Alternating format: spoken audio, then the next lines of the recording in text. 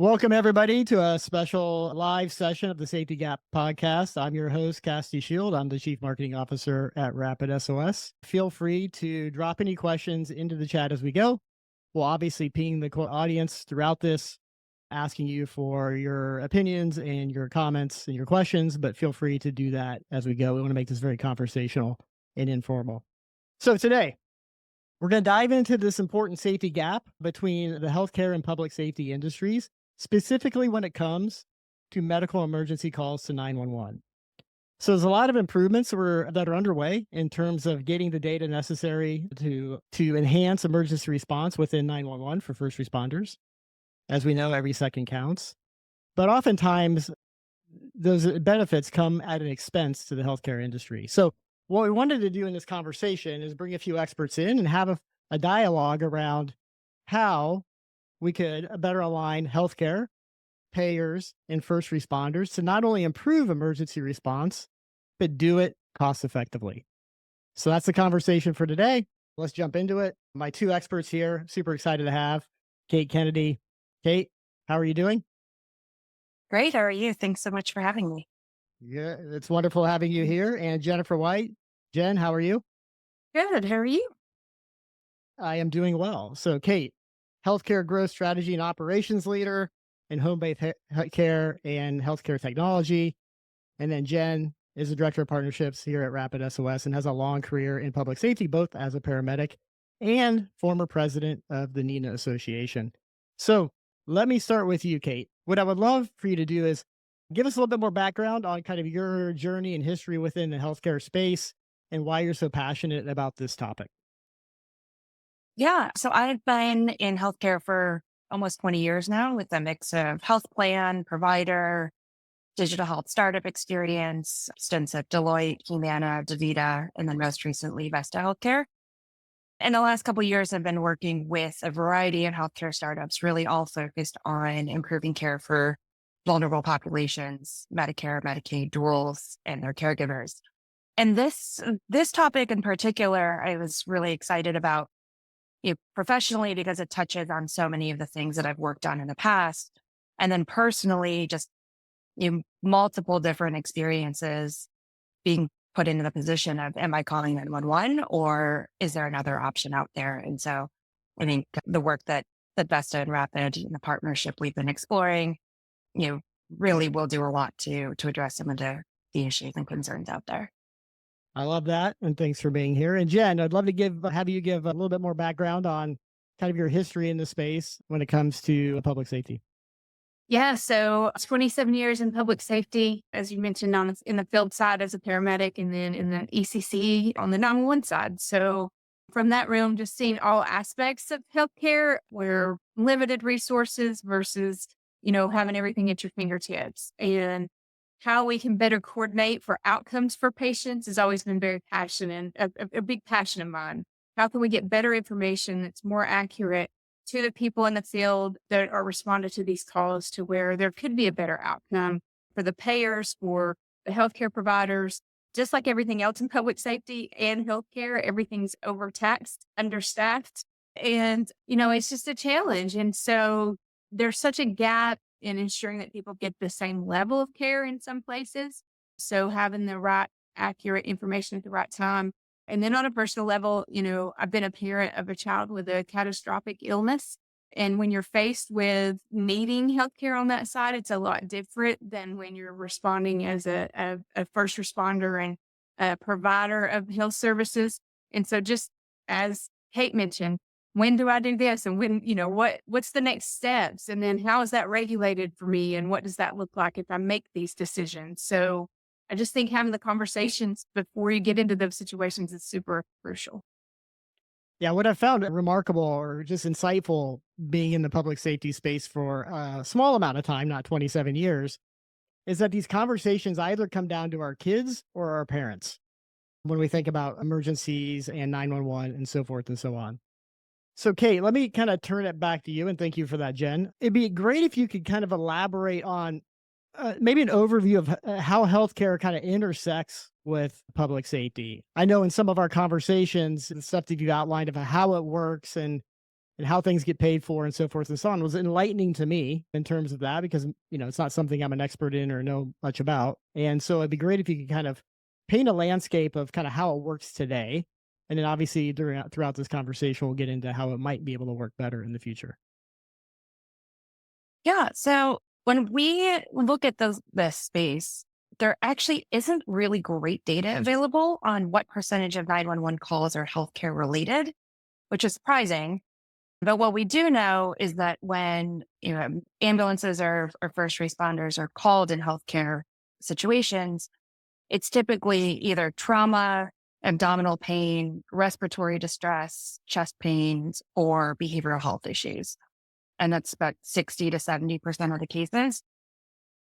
And what we hear from some call centers and 911 is that they often don't have the staff available to deal with healthcare crises. They don't have a lot of options on dispatching different responses. And they don't necessarily have the data to support the caller and prepare the teams appropriately.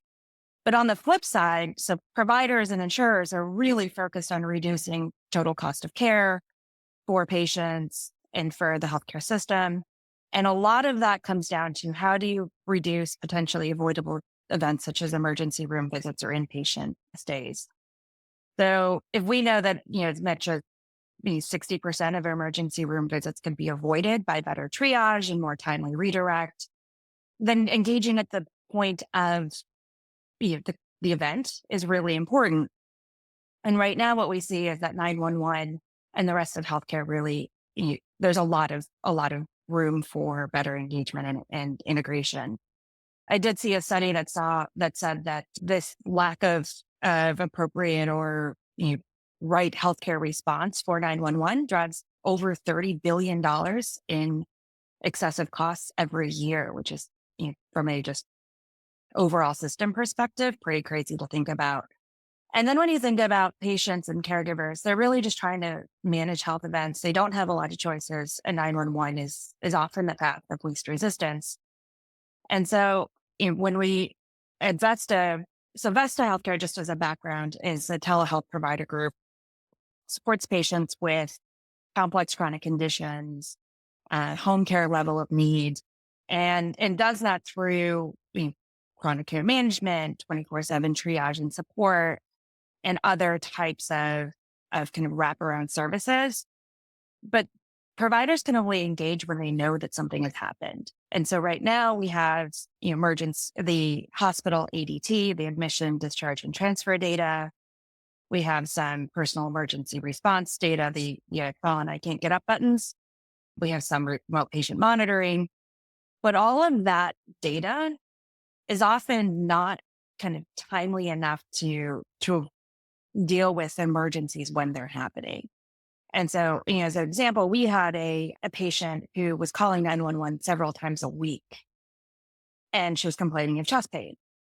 And so naturally she was getting, emergency responders being sent to her house, thinking that maybe she was having a heart attack. And if no one ever knows that all of this is happening, then there's nothing they can do. But once when we saw that this was happening several times a week, a month, we were able to have a nurse sit down and talk to that patient and really understand what was going on, which was that she was actually just having panic attacks that were presenting like a heart attack, but she wasn't having a heart attack. She wasn't actually going into the emergency room, but it was, frequent 911 calls that were happening. And so what we were able to do is actually just start calling her in the evening, which is when this was often happening. You take a couple of minutes, talk to her about her day, get her to do some breathing exercises, you do some work with her, coaching with her caregivers to make sure she was, as well settled as she could be before they left for the day. And we suddenly saw all of these 911 calls just dramatically drop. And so I think when you were able to integrate that data and connect it to a provider who was able to do something, it drives better care and outcomes for patients, and also help support the 911 centers of really managing their resources in a better way. So would it be fair to say that this kind of boils down to two pretty large gaps in information? One on the front end, I, as somebody or my family who has an incident, what do I do? Who do I call if it's not 911? Seems like it'll be a lack of education in some cases. In this case, Vesta has customers and they don't know who to call. And the second is when they do call 911, the healthcare industry or provider is not aware of this until, I assume, after the fact. Is that kind of generally how it works today? In kind of both Yeah, I scenarios, or think am I oversimplifying it? no, I think that's spot on. And then the third is that the responders who are reacting to these calls don't always have the appropriate resources to divert to. They don't, they're not always healthcare experts that are there and don't necessarily know the patient and have the relationship. But I think on that first part, it's a lot to put an onus on a patient or a caregiver who's in a emergency or stressful situation and expect them to know, what are the resources that are available to me and who should I be calling? And so often that, the easiest path is 911. And so how do we kind of find ways to make it easier for the patients and callers to get the right resources and help them make a very stressful situation a little bit easier? Yeah. So, in fact, speaking of 911, Jen, like, it'd be great if you could kind of walk through from a kind of a process or procedure perspective when a telecommunicator gets one of these calls, like what flexibility or what do they do with it? And then from a first responder perspective, let's say the paramedic showing up, like what are they able to do and not able to do today? And kind of walk us through kind of the current state. Yeah, for sure. So in the scenarios like Kate's kind of referenced, if a patient lives by themselves and they're under, Vesta's care, somebody's checking in on them, whether that's weekly, monthly, or whatever the scenario is that they're there. They're home alone. They may not have family or resources that are, checking on them every day or, making sure they're okay. So it might just be that only touch point is the healthcare provider that they have come to their home, whatever, schedule that is. So in the scenario where she's talking about the lady that called 911 multiple times, she calls 911, and the way that the system's set up in most places today, that person's made a 911 call and requested help. So, in EMS, there's a saying, you call, we haul. It's just kind of, when you call, we come get you. So there's a lot of liability there. And so it's hard for, the 911 center not to process that call and not dispatch resources accordingly. And, there's protocols that flag it to a priority one, which is a potential life threat, or serious type of call, which would, as to Kate's point, usually get a fire department as a first responder, an EMS. So then you're going up into that. How many millions of dollars are we spending that are unnecessary on responses that are not needed? So call comes into 911, it's processed maybe by an understaffed 911 center. It's the fifth time this person's called. They still have to process it, each time she calls that week and do the same exact thing. They dispatch EMS and fire, maybe law enforcement to that same event. And then the patient is most likely transferred to a hospital because the paramedics can't leave that person there if they're complaining of a medical event. And they may or may not be competent to sign out against medical advice, for example, and not get transported. Or in this scenario, if it's an elderly person without a family member, they're not comfortable leaving. So then there's another ER trip and another ambulance transport. And the bills just keep adding up if this person doesn't even really need the emergency room. And so it's just a domino effect. And there's not a good way to get out of that response and the triage of the patient without utilizing some new tools and resources and technology to help offset those protocols and the liability and better address those calls without a full response. And maybe a two-part question. And the first one would be, as a paramedic, when you show up and you on this call, like, what do you know or not know about the patient? Yeah, it just depends. So if the patient has called in multiple times, there may be a flag at the 911 center that says elderly female lives alone, calls multiple times. So I may know that going in, or just historically know I've been to this residence several times. Maybe if her health profile was available when she dialed 911 through technology, I might have allergies and medical history and emergency contact, if that's available and if the 911 center can give me that information. Beyond that, when I get there, I'm just relying on what the patient can tell me. And in this scenario, we've been talking about, somebody's upset. They feel like they're having chest pain. They're scared. They're not sure what's happening to them. They're not a very reliable resource about their medical history or their meds. The best I could hope for as a paramedic is that their healthcare provider had left, in the home somewhere easy to locate all of the medical history on a piece of paper with, the medications and things like that I can access. But that's typically just, you're going on what the patient tells you and hoping that you're getting the right information, which also plays into their treatment when they get to the hospital. If I don't have all the right pieces for this patient, their care could be affected when they get to that long-term facility. And from a perspective of being able, one, to have or not have that information, and two, my understanding from a paramedic perspective, you're kind of hamstrung on what you can or can't do with the patient when you're kind of there in the house. Is that fair? Yeah. Yeah. If the patient's competent and able to answer questions and able to say, look, I've decided I don't want to go to the hospital, then they can sign out against, medical advice and say, I don't want to be transported. Often, though, the paramedics don't feel comfortable doing that because of the liability of not taking them to a higher level of care and doing full sets of tests and, those kind of things. Because, let's face it, we're in a world of lawsuits and liability and things like that. Not to mention that most paramedics don't get in the job to leave somebody in a situation. They want to help them and they want to take care of it, of whatever's happening. So if the person's mentally competent and refuses to go to the hospital after they're on scene, they can leave the patient there. But in the scenario like we're talking about, they're going to be pretty uncomfortable doing that because it's somebody that doesn't seem to have a very good, potentially a good support system that you would want to leave there. So legally, you're obligated to give them the opportunity to be transported to a higher level of care and make sure that they're getting that continuity. And I so, think that's a great point there. I'm sorry. yeah, no, go ahead, Cait. No, I was going to say it. So, I was talking about my personal experience. I came home recently to a neighbor who was calling out for help. She had fallen. Her walker was broken. She was on the ground, couldn't get up.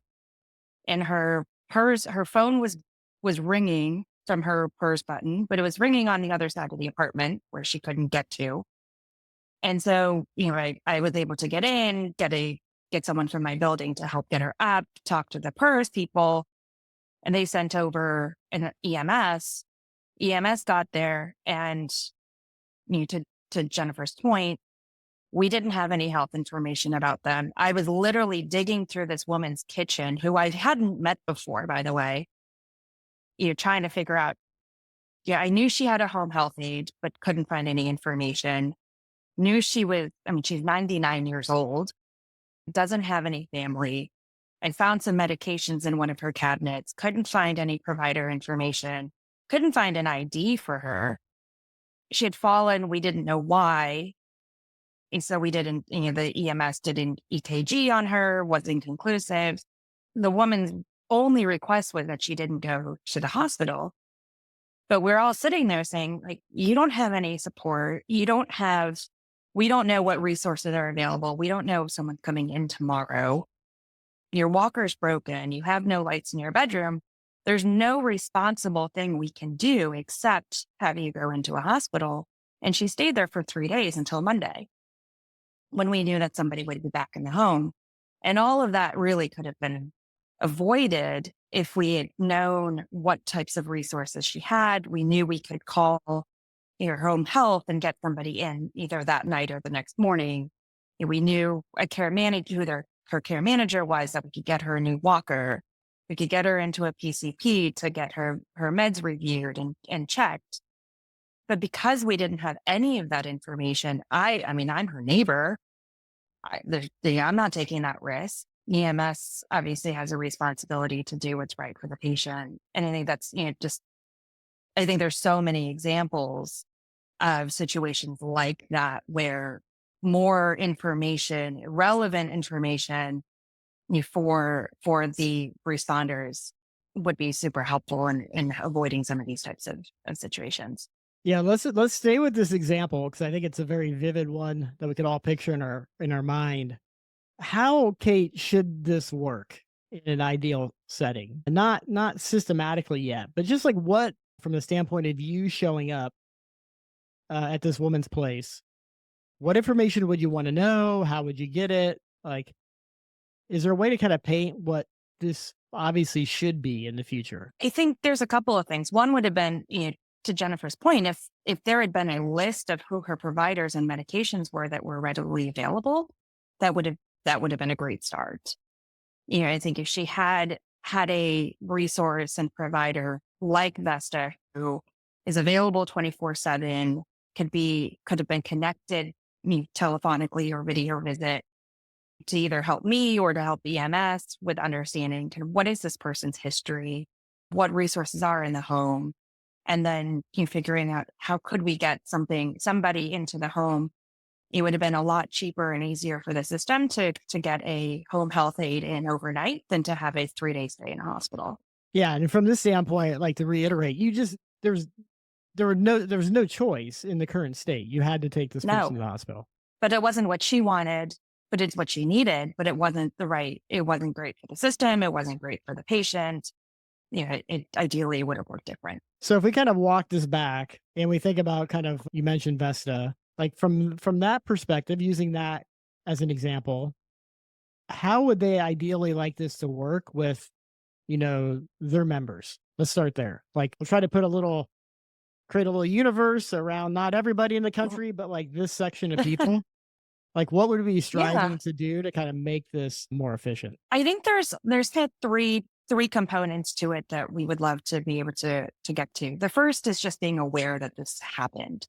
So just getting the data that, Mrs. Smith had this incident, that it was a fall, that she didn't seem to break anything, and then what ultimately happened to her. So she was taken by ambulance to, in this case, Mount Sinai Hospital. So that would be a start. And then it would allow, a care manager to follow up with either the patient or their care team and start to put a transition of care plan in place. The next level of that would be at the point of this happening, actually being able to connect to a provider in real time, whether it, ideally it's that person's provider. So when groups like Vesta are available 24/7, be able to connect in real time and help support that. But if not, somebody else, right?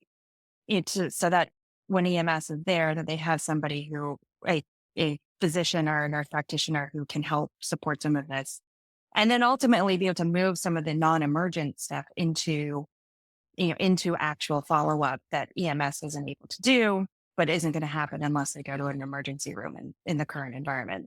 So things like medication review or social services connections or, medical equipment ordering or even PCP or specialist follow-ups, having somebody who could help coordinate and make that happen.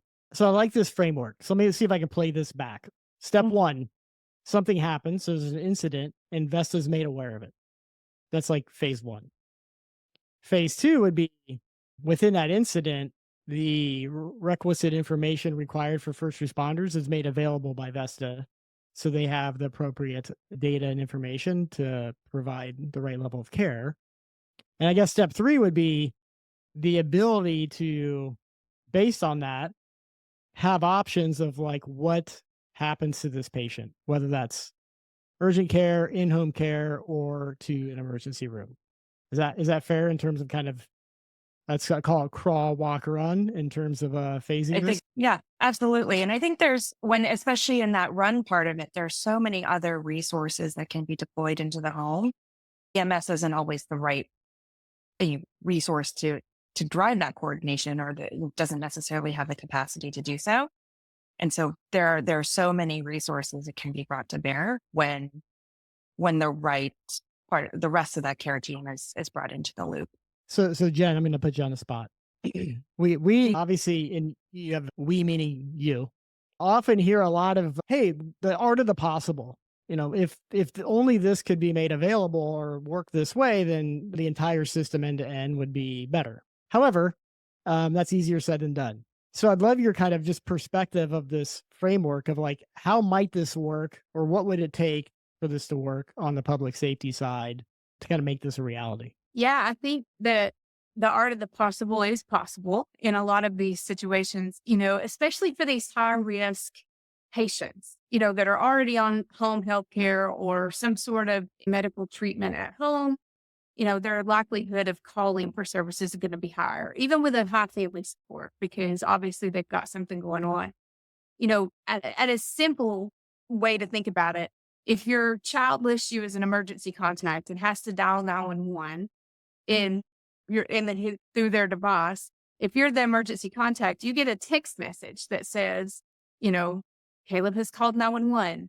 I know this because it happened when he was dog sitting at 4 a.m. and we all panicked that he went to sleep with his iPhone in his hand and hit both buttons and called 911. But having the ability to notify the correct people at the time of that 911 call, so is it from when the phone number calls 911 that certain people that are in a company like Vesta that's monitoring this patient gets a notification, hey, your patient has called 911. If that were to happen, there's a lot of things that can happen from just that one simple piece. So now their caregivers team is notified that this person has made a request. So they can either be en route to them if that's part of their policies, or at least make the phone call. With video available into 911 and first response, there could be a video communication with this person to make sure what is their surroundings, what they look like, be able to triage them a little bit better. If there's a call center for the companies like Vesta, maybe that first call goes into them and then through the situation and then pass the information and all the data for the first responders to 911 once it's escalated to 911. So a couple different paths there. Is there an ability to make an initial call into a monitoring center for, triaging these calls and then pushing them to 911? But then if you call 911, a notification to the team members and the people that are pertinent to that patient's care. Because in that scenario, if EMS is still dispatched from 911 to your neighbor's house who's fallen, her caregiver's gotten a notification. They can call in and speak with EMS on scene, give the instructions, give everything they need, and even take liability for that patient if they didn't want to go to the hospital and say, I'm sending somebody to their house within the next 30 minutes or an hour. So then that transport doesn't have to happen. Which then a whole gamut of things. It's better for the patient because they're not getting out of their home environment. They're not having to go spend 3 nights in the hospital. The cost of that, which is probably going to be a burden to the patient in the end because insurance may or may not cover it if it was not necessary. The cost of the resources of transporting them, the hospital who's, over capacity already, and then, being able to take and use what tools and resources the healthcare team has for the ones that really need it versus, these kind of calls. The impacts of just those small things, if, maybe being able to triage it, it's send an appropriate level of care. Maybe it's not the 911 system or emergency response system, or at a very minimum, a notification to the right care team members when that person has requested assistance. So this sounds doable from your perspective, Jen. Yeah, I think so. At RapidSOS, we work with all the 911 centers to provide supplemental information like health profiles and, telematics, things like that. But we also have some abilities to make sure that those emergency contacts are notified if it's available to us. And so it's the education piece, like you mentioned earlier, is super critical to our 911 systems and to the communities that they serve. But yes, the technology's there for us to know the location of the patient, to know their health profiles, to know allergies, medications, who is their care team. All of that is actually available without having to make voice phone calls and then transfer down to the field responder. So I see that as I'm going. Maybe it's a world if I know this particular caller that's called 5 times in a week, maybe by that point I've got an open communication with their caregiver because it's given to me as I'm responding to the call. So then I can start that dialogue and communication of what's going on with that patient even before I get to their house. And maybe to clarify for the audience who is not as familiar with public safety, I'm kind of referencing a question here. Where does this coordination happen, or how's this coordination happen? Is it with 911? Is it with the first responder? Is it with both? Like, how's the information flow in an ideal state? Yeah, so I think it's initially with the 911 when the call is made there to have all the information available to them. And then that information can be pushed seamlessly from 911 down to the first responder. And then obviously relayed if that patient needs transport, obviously relayed to that care team that they're transported to.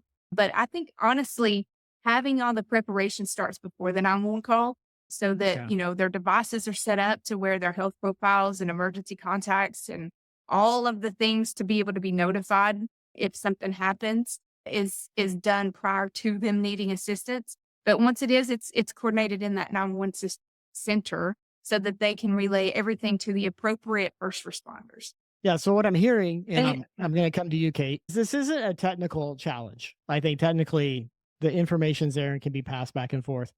I'd love you to elaborate, Cait, on just what do you think the challenges are? Because I'm confident like this doesn't happen tomorrow. So from your perspective, what do you see as kind of the non-technical challenges in terms of making something like this a reality? I think a lot of it comes down to ultimately who's paying for it.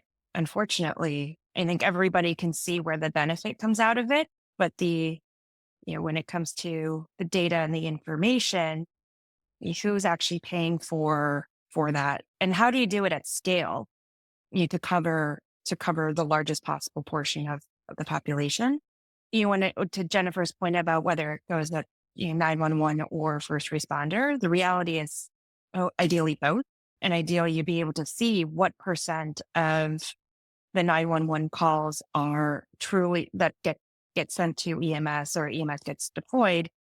What percent of them are truly emergencies versus not, and use some of that data to start to measure the effectiveness and efficiency of the resources that we're deploying, which also gets into I think one of the questions you asked of what information you're comfortable sharing with first responders. I think it also gets into the privacy and security and concerns amongst patients and populations of what information is being deployed and how is it being deployed and who has access to what and what are they doing with it. So I think part of it is to your question, part of it is the cost, and part of it is that the getting people comfortable with how we're using this information to help populations.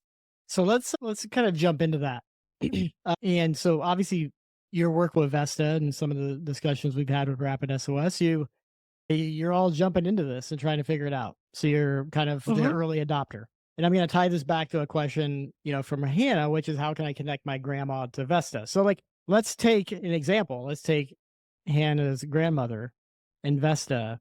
Like, how are you tackling this? Like, and knocking down some of these challenges or want to knock down the challenges in kind of the initial phases of this. So like, I know it's kind of getting into the minutia, but how would you see this working if somebody comes and says, "Hey, I love what you're saying here. I want to, help my family out. Like, I'm going to sign them up for Vesta. How do I do that? And what happens next in an ideal state?" Well, the way it works right now, so Vesta patients can access it either through their health plan and a partnership or through Vesta has a number of partnerships with home care agencies across the states that it delivers care. And so it is not necessarily an answer for everyone. It's focused on people who have ongoing chronic conditions and high level of need. And so we look at that and identify, is Vesta the right solution for this patient? I think in a broader sense, though, when we're talking about these types of solutions, what we're seeing is there's the kind of the point of care types of solutions, and how do we get better integration with healthcare at the 911 call or at the EMS deployment. But then what do you do with that patient afterwards? Like, what happens to them after? How do they make sure that the right ongoing care gets delivered to that patient? And I think it's through programs like Vesta or through broader primary care relationships. And so a lot of it comes down to really people understanding kind of what is that primary care or your physician's relationship to you in the 364 days that you're not in there for a visit? What are they doing? Are they doing anything to look at what you're doing out, what's happening to you outside of that one visit a year or two visits a year? Are there other resources that are available to you? How do you get connected? And then, how do we get more of these resources like Vesta connected to, I mean, it would be great if the EMS saw a patient that, that they're seeing all the time and has these types of needs, and they could actually say, hey, there's this program that's available to you. Here's a way to connect to them. Or even better, if it's, Vesta's made aware of it through a partnership, and then can actually just directly outreach to that patient and say, hey, these types of resources are available. How can we help? So there has to be some calculus here that for the one to tackle this. And you mentioned before, one of the challenges is who pays for it. And so, what's the early hypotheses of like how this gets funded, for lack of a better word? I imagine it's better information. It leads to more proactive or preventative care, and not always defaulting to the highest cost emergency response. And like, there's some belief that that calculus comes out better for the patient, comes out better for Vesta. But like, I'd love to hear your kind of thoughts of like, obviously unproven, but like, what's the calculus on that? I think there's three groups that ultimately should want to pay for this. The first is counties and county departments of public safety.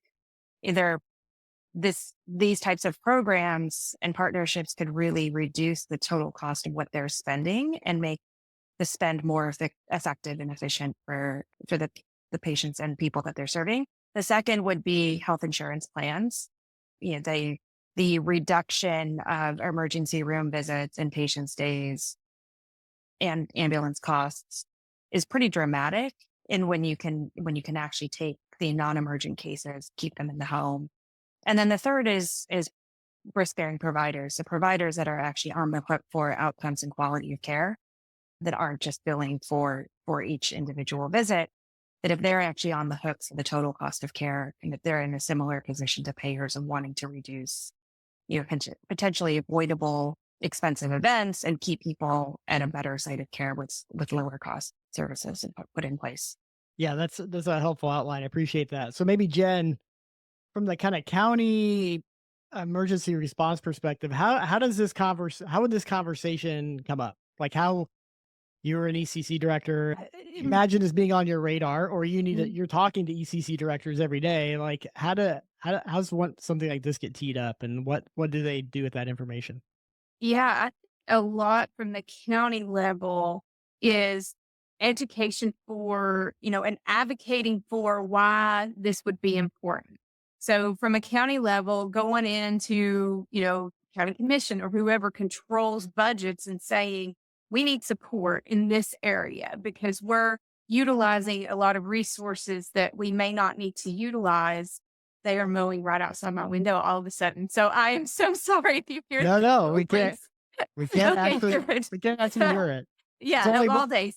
So, as a 911 director going into the county commission and saying, look, we cannot continue to process these calls that really don't need to come into 911. We need some support and some help. So are there funds? Are there, any kind of government funds or federal funds that can help with the people that need these kind of services and resources? Do we connect them with senior centers in the county? How can we better serve this population that's taxing our emergency services, from the 911 star all the way down to the field responders? It's utilizing all of our resources. How can we address that so it doesn't overwork our system and make sure that we're available where we need to be? And I think it's about the partnerships and looking for funding in that source from a kind of a county level. I also think promoting that from a county perspective to a statewide initiative, like, how can we partner and get out the word to these people that there's ways, some of them are no cost, setting up emergency contacts in your phone and your health profile and things like that, obviously are no cost. But how can we put all the players together and bring in your local hospital, because maybe they have tools and resources that they can use in their communities that would also help offset the challenges that they're having. And I do think eventually it gets all the way up to the insurance companies too, because once they realize, if you did a pilot program with your county emergency services, your county hospital, it found some fun. It took, a pool of patients that fit this category and started to be able to trend. And how did you decrease their hospital visits, the times they called 911 over time? Then the providers that are paying for services would realize very quickly, if they paid for the cost of some of these programs to connect all of the dots on the front end, that it would reduce what they're paying now for these unnecessary medical stays and transports and things like that. Yeah, what I like about that, assuming the education is there, is that at a county level, you feel the pain every day. Emergency rooms are full and backed up. I know in our community, it's like if you need to take your kid to the emergency room, it's a big decision because you're going to be there all night. And then on the 911 and first responder level, it's pretty clear from a measurement perspective if they're overwhelmed and how they're being overwhelmed and what type of call. So I think knowing that there's these options out there, the ability to kind of assess whether this would be something that would be valuable or not should be fairly clear and straightforward in terms of analysis. Would that be fair to say? Yeah, I think so. And I think, it's that coordination and cooperation at the ground level, because everybody that has in this healthcare square or triangle that we're dealing with here has a role. They just don't connect and overlap like they should at times. And so in the scenarios we've been dealing with, the neighbor finds the person that falls, they go all the way to the hospital, they spend 3 days in the hospital. It may be at the end of that 3 days when their home health care provider even knows that they went to the hospital. And so look how far they went behind. And so everybody's doing a role. They just don't know if they're duplicating things, and they're not communicating. So being able to bridge that gap that's there, and not only with pertinent information and accurate information, but making sure the follow-ups are there too. And the collaboration coordination on the ground level, like I said, comes from the 911 side, the EMS community, the hospital, and then maybe it's even as simple as being able to push out information when the patient does go to the hospital that's discharged that says, here are some resources that are available to you. They do that a lot with social services at the hospital level. So getting these kind of programs in front of those key players to where they can communicate that to every patient that goes out the door is just going to increase adoption and utilization of things like that. Yeah, that's super helpful. Let me ask one more question from the audience, and that is, this is getting a little bit back to kind of the technology or the process, and that is, we've talked about better information, making both sides aware, healthcare and 911, of what's happening. We've talked about how to share that data and that information, how to triage this on the phone, calling directly to the paramedic, the first responder. The question's around video. So obviously there's a telehealth component of this that's probably relies heavily on video. And then there's also video to 911. And the question is is this feasible? Do we see this? Does it make a difference in this equation? How would this work? Does it work this way today? And so maybe I'll start with you, Jen, on just kind of necessary, not necessary. Where would we be on the spectrum of that being feasible? Yeah, I think it's feasible depending on the scenario, which is really nice about the video pieces into 911. So video to 911 is available today to 911 centers. And the nice thing about that is it's upon request of the 911 center. So it's not just a free for all. We're already talking about how they're inundated with all these calls that are unnecessary. We don't want to add all these unnecessary videos in there on top of that. So, but the good news is when there's a situation where they need to see the situation, they need to see what's going on, they can request that video. And so let's say the scenario where Cait found her neighbor, Cait would be able to share her video. They would see the person and maybe be able to triage those injuries and decide what kind of response to send. Maybe they need what's a basic life support ambulance and not an advanced life support ambulance. Maybe they could be transported to an urgent care instead of an ER based on visually seeing and being able to assess that patient through that video. So without, all the other pieces, just the video itself and being able to get that to the 911 center so they can assess what's truly happening could also reduce the unnecessary and over response to that event. And then, Cait, is this something you would does this even come up on the healthcare side? This idea of being able to use video to maybe a healthcare provider or a care agent into Yeah, I mean, I think 911? it's done all the time today. I think telehealth. We talk about telehealth kind of broadly, but it can be telephonic, it can be video, it can be text, it can be a variety of different channels. Video, it works in a lot of situations. To Jennifer's point, it's really helpful to have eyes on the patient. So if you think about like wounds or even in like respiratory, you can kind of tell how the person is breathing or what's going on in the home. There is a lot of value to the video, and most telehealth providers use video to varying levels of utilization, and at different points in time. A lot of it does come down to whether the patient has telehealth available or has video available, whether it's Wi-Fi or a device. But if you can equip EMS with that, from a you know, feasibility perspective, it's easy enough to do. I guess the question really then becomes what's actually most helpful to Yeah. the responders, and making sure it doesn't become a distraction. Yeah. And Yeah, I I would, appreciate that. oh, sorry, Cassie. I was just going to say, I would add to that. That's a great point, Cait. But, now there's the ability to share that video down to the first responders. So not only is it Yeah.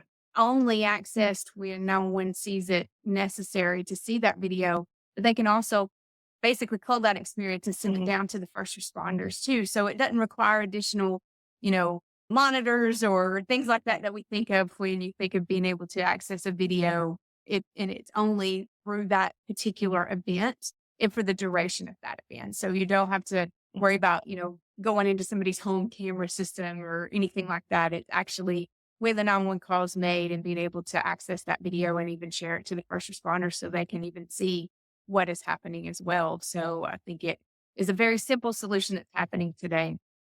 Yeah, I love that. So again, once again, the different types of ways we could do this technically, not the barrier to this. So I'd like to end with first going to go to you, Cait. How do you see this unfolding over the next few years? And for those listening, what would be a call to action for people out there and what they could do about this and help spur this along? My hope is that it becomes fairly ubiquitous, that it become that healthcare can be more integrated into first responders and that workflow. And I think the call to action that'd be, for people who are in a position to to help integrate some of this, jump in, figure out what those partnerships are, where you can get the data, where you can share data, where you can provide additional resources and support and be part of that kind of closing the loop across this process. And if people want to find you, because I'm sure they're going to be like, yeah, I want to get involved. Cait, help me out. How do they get a hold of you? How do they get a hold of Vesta? What's the best way for them to engage? So, VestaHealthcare.com. You can find me on LinkedIn, or you can email info@VestaHealthcare.com. I appreciate that. And then Jen, so obviously the 911 and public safety community is going to hear you and they're going to be like, hey, this is really interesting. How do I get this for my 911 center? How do you see this playing out over the next few years, and how do they get a hold of you? Yeah, I think it's going to become, we know based on research and the trends that data and video and things of that regard are going to replace voice calls to 911 by 2027. We're going to receive more sensor and Internet of Things, if you will, notifications into 911 than we do actual voice calls. So all the 911 centers are already aware of that. They're already prepping for that.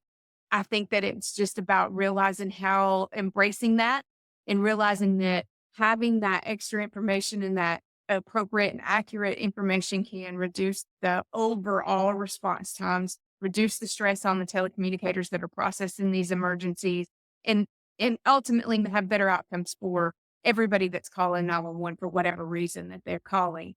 And then obviously they can always reach out to us at RapidSOS. We're in most of their 911 centers anyway, so they can just send us a note if they want to know more about some of the pieces that are coming, any of the sensor data that we provide or the videos into 911, how to make those work, what does that look like, sample policies and workflows at rapidsos.com.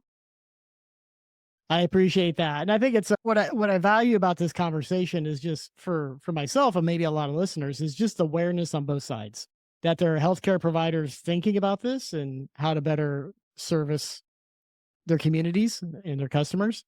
And then on 911, I think a lot of people don't think about the fact that a lot of this is actually doable today. And it's just bridging the gap between, in this case, healthcare and public safety. So thank you, Cait, and thank you, Jen, for joining. I learned a lot. I appreciate the conversation. I'm sure the audience did as well. Thank you. Thank you. And for those still with us, thanks for hanging out. And feel free to follow up with Cait or Jen or Vesta and RapidSOS. And thanks for your time.